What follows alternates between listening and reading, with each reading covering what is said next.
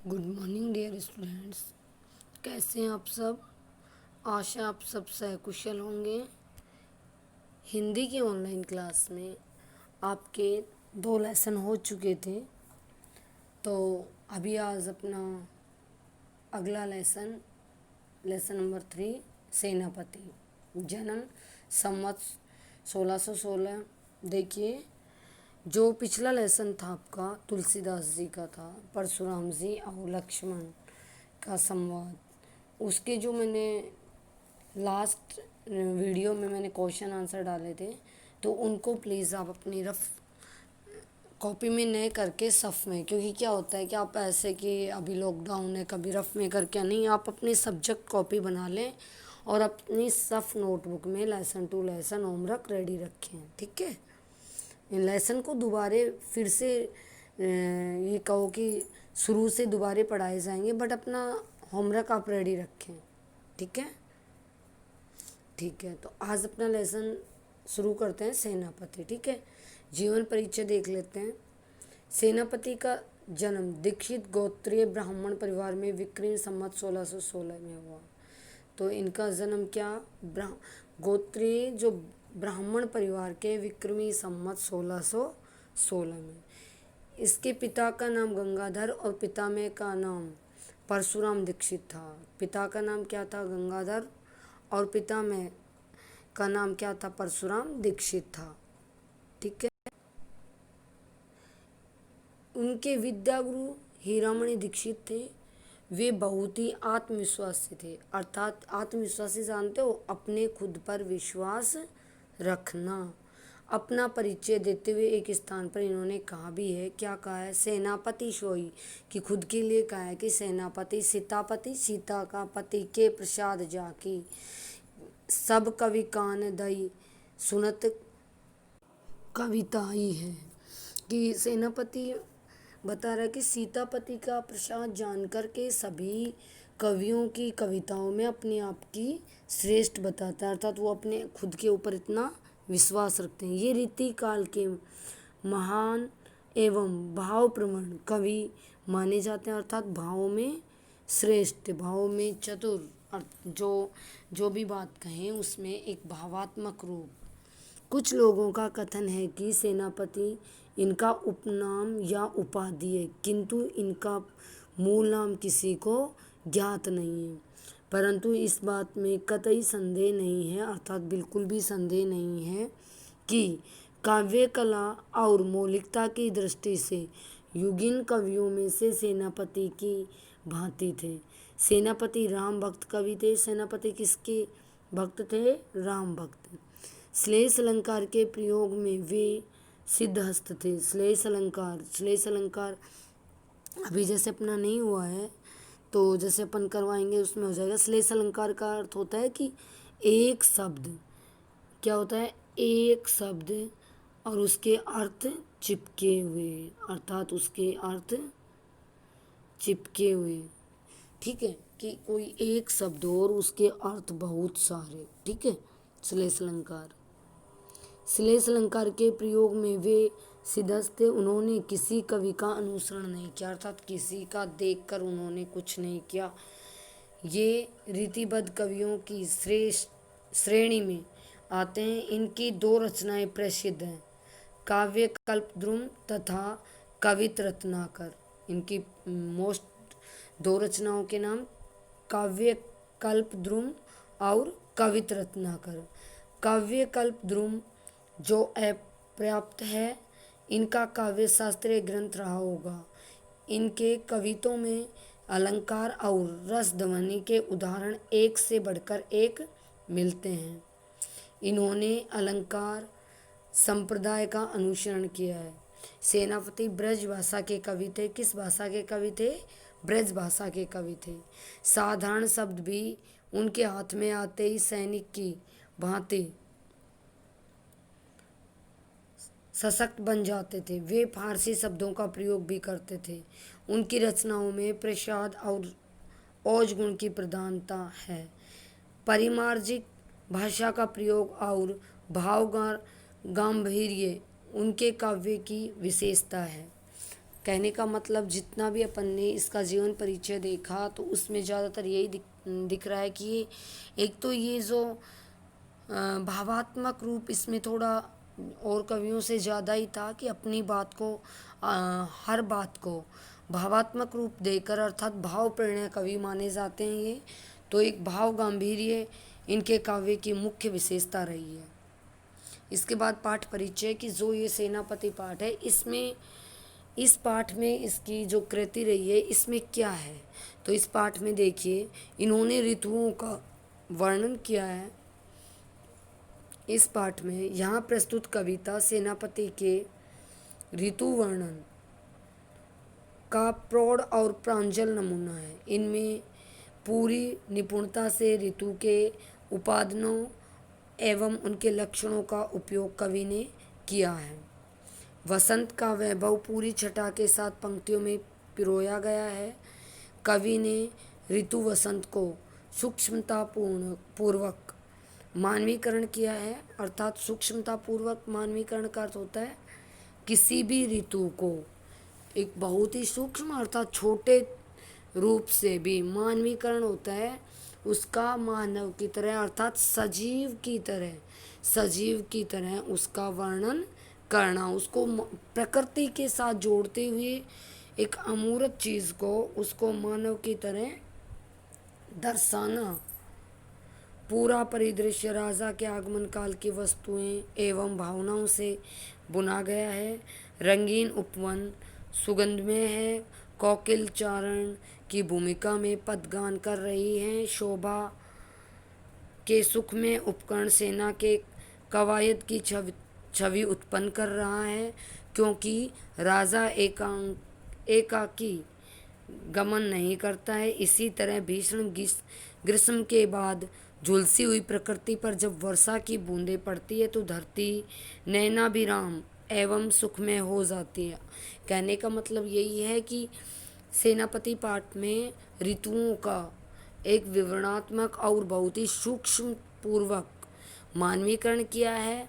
एक के बाद एक ऋतु को इन्होंने बहुत ही आत्मीयता और मानवीकरण रूप दिखाते हुए उसका सूक्ष्म विवरण किया है।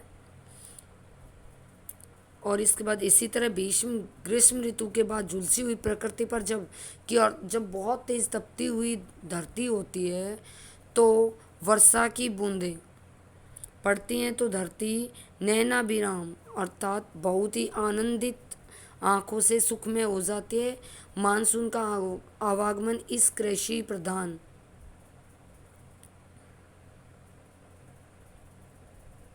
देश के लिए एक उत्सव की तरह होता है। कवि ने डूबकर बरसात के ऋतु चक्र को आँखों के आगे साकार कर दिया है। शीत ऋतु को जो ठंडी हवाएं चलती है उस टाइम शीत ऋतु की आक्रामकता को सेनापति के आचरण में कवि ने वर्णन किया है। इस हमले ने पूरी प्रकृति को पराजित कर दिया है। बर्फीली हवा की चुभन तीर के समान घातक है। सूरज का तंवर निस्तेज पड़ गया है, अर्थात जो सूरज का तेज जो रोशनी है वो आपको पता ही है कि ठंड बढ़ती है तब सर्दी में उसका निस्तेज है वो कम हो जाता है, अर्थात जो उसका तंवर है वो जो बहुत तेज़ तपत होती है वो निस्तेज हो जाती है अर्थात कम हो जाती है। अलाव की आग को घेर कर जन समुदाय ठिठुर रहे हैं। देशज समाज पर ऋतुओं के प्रभाव का इतना जीवंत वर्णन ही सेनापति को कामजयी कवि बनाता है, अर्थात कि इतनी ठिठुर के बाद भी उस सेनापति उसको कामजयी कवि अर्थात उसमें लीन हो रहा है।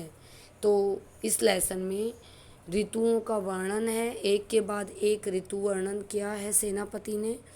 तो अपन ने देखो पहले देखा कि जीवन परिचय सेनापति का जो अपन ने जीवन परिचय देखा, उसके बाद सेनापति ने इस पाठ में क्या लिखा है, सेनापति के इस पाठ में क्या है ये अपन ने देखा। इसके बाद देखिए ऋतु वर्णन, ठीक है। तो ऋतु वर्णन बरन बरन तरु फूले उपवन बन, बनन बरन तरु फूले उपवन वन। सोई चतुरंग संग दल दलियतु है, बंदी जिमि बोलत बिरद बीर कोकिल है, गूंजत मधुप गान गुन गहियतु है। आवई आस पास पुहूपन की सुबास सोई, सोने के सुगंध मांझ सने रही तू है। शोभा कऊ समाज सेनापति सुख साज आज, आवत वसंत ऋतुराज कही तू है। देखिए ये जो वसंत ऋतु का वर्णन, ऋतुओं का क्रम से वर्णन जो सेनापति ने किया है, तो ये जो प्रस्तुत छंद में कवित छंद है, इसमें कवित छंद है। कवित छंद कवि सेनापति की रचना कवित रत्नावली से लिया है। कवित रत्नावली से किससे लिया है? कवित रत्नावली से लिया है। इसमें वसंत ऋतु इस कवित छंद लिया है। इस कविता में वसंत ऋतु को ऋतुराज बताते हुए, किसको? वसंत ऋतु को ऋतुराज बताते हुए उनके आवागमन पर प्रकृति के विभिन्न दृश्यों का वर्णन है कि भाई कहाँ क्या हो रहा है। तो इसमें जो ऋतुराज वसंत है उसका आवागमन पर प्रकृति के जो विभिन्न दृश्यों का विवरण है। ठीक है, तो अपन देखेंगे बरन बरन, बरन बरन का होता है अलग अलग रंगों के, तरु पेड़, उपवन वन, बन वन, सोई चतुरंग, चतुरंग होता है सेना के चार अंग, अर्थात जैसे सेना के वैसे देखा जाए तो चार अंग कौन कौन से होते हैं? चतुरंग सेना के चार अंग, हाथी घोड़े रथ और पैदल सैनिक, वो चार अंग होते हैं किसके? सेना के। ठीक है, दल सेना, लहियतु है संग लिए हुए, अर्थात साथ लेकर। तो देखिए अपन इसको ऋतुओं के राजा वसंत आ रहे हैं, अर्थात ऋतु जो वसंत ऋतु आ रही है उसके आवागमन पर बताया है कि उसके साथ उसका सारा राज समाज भी है, कि उसके साथ उसका सारा राज समाज। वसंत ऋतु आने पर वनों और उपवनों में, वनों और उपवनों में विविध रंग रूपों वाले फल फूल, विभिन्न रंग रूपों वाले फल भी, फूल भी, पेड़ भी ये सज गए हैं। ये ही ऋतु के राजा वसंत के साथ आ रही चतुरंगी सेना है कि भाई जैसे कोई राजा आता है उसके साथ उसके जो चारों अंग, सेना के जो चार अंग, हाथी घोड़े रथ पैदल सैनिक, ये चार अंग होते हैं ना, ये सारे उसके साथ आते हैं। उसी का एक रूपक देते हुए बताया है कि इसी प्रकार से बताया है कि वसंत ऋतु आ रही है और वनों उपवनों में विभिन्न रंग रूपों वाले वृक्ष फूल सब सजे हुए हैं। ये उनके, ये समझो कि ये जो चतुरंगी सेना है ये वसंत ऋतु के साथ आ रही है। उसके बाद देखिए बंदी जिमि बोलत बिरद बीर कोकिल है, गूंजत मधुप गान गुन गहियतु है। कि उसके बाद बंदी, बंदी का अर्थ यहाँ है यशगान करने वाले, जिमी, जिमी का अर्थ है जैसे, अर्थात उसके समान, बिरद यश, कोकिल कोयल। अब देखिए कि मधुप, मधुप होता है भौरे, और गहियतु ग्रहण करने वाले, जो प्राप्त करने वाले। तो अब देखिए इसको हम देखते हैं कि चारों ओर, अर्थात जैसे वो वसंत ऋतु को लेकर, जो वसंत ऋतुओं का राजा किसको कहा है? वसंत को। तो राजा वसंत के साथ जो चतुरंगी सेना आ रही है, तो कोयल का कौंकना ही राजा वसंत के गुणगान द्वारा उसका यश वर्णन हो रहा है कि कोयल का कौंकना। आप उससे क्या अर्थ लगाते हैं कि राजा जो वसंत ऋतु का राजा है, अर्थात राजा वसंत के गुणगानों का यश करना बता रहा है कि जैसे कोयल कौंक रही है, तो ऐसा लग रहा है कि जो वसंत का राजा, राजा वसंत है उसके गुणगानों का यशगान हो रहा है। और गुंजन गुंजत मधुप गान गुण गहीयतु, और जो फूलों पर गुंजार कर रहे, बसंत ऋतु में भाई फूल खिले होते हैं, तो उन फूलों पे जो मधुर गुंजन हो रहे हैं, भौरे जो गुंजन गा कर रहे हैं, अर्थात उनके ऊपर जो भौरा मंडरा रहा है, तो वो ऐसा लग रहा है जैसे संगीतकार का रूप ग्रहण कर रहा है, कि वो संगीत सा जो इस टाइप का आवाज़ करता है ना, गुंजन करता है, तो ऐसा लग रहा है कि वो भौरा संगीतकारों का रूप ग्रहण कर रहा है। ठीक है।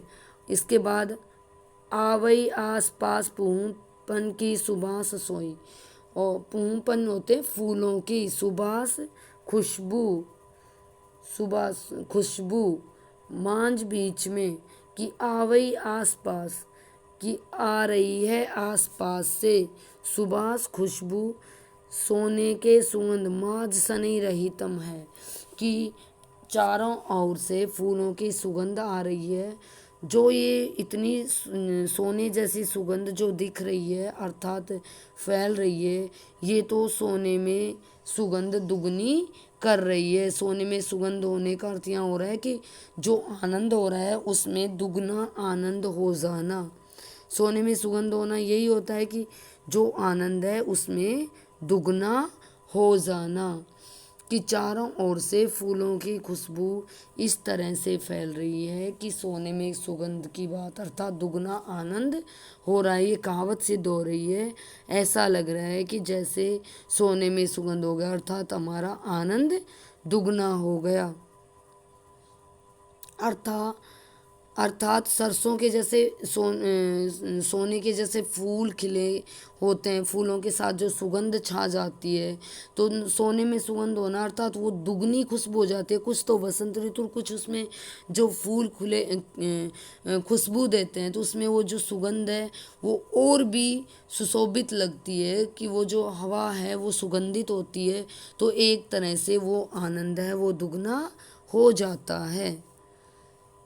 आज चारों शोभा का समाज, कि आज हमारा समाज सारा समाज चारों तरफ से सेनापति सुख साज आज, कि सेनापति कह रहा है कि आज जो हमारा समाज है वो शोभाशील और सुख साज से सजा हुआ है, सुंदरता छाई हुई है।